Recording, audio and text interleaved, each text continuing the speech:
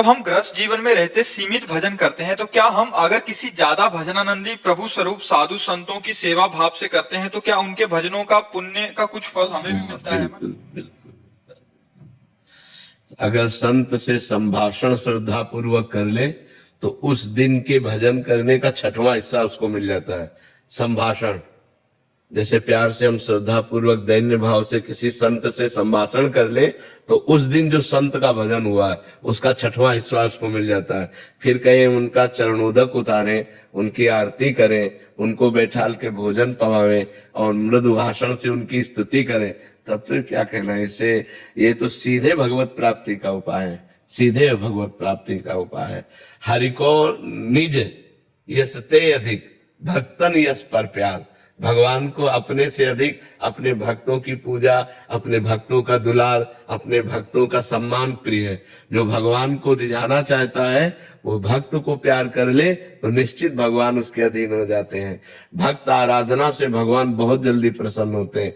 हमारे यहाँ भक्तमाल में वर्णन है कि भगवान है गर्भस्थ शिशु और संत है माँ। तो जैसे बच्चे को पुष्ट करना हो तो माँ को अच्छा पवा दो तो बच्चे को अपने आप पोषण हो जाएगा। ऐसे गर्भस्थ शिशु की तरह भगवान है और उस गर्भस्थ शिशु की माँ स्वरूप संत है। अगर संतों को पवा दो तो उनके हृदय में विराजमान भगवान प्रसन्न हो जाते हैं।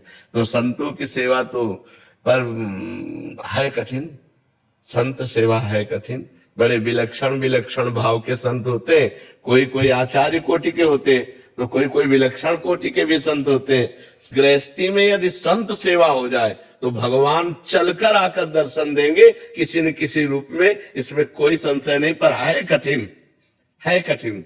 इसलिए कठिन है कि अलग अलग भावों के संत हैं, अलग अलग उनका स्वरूप व्यवहार है। अगर हम क्षमा करते रहे उनके व्यवहार को और उनकी भगवत भाव से सेवा करें तो संत सेवा मात्र से भगवत प्राप्ति निश्चित, इसमें कोई संशय नहीं है।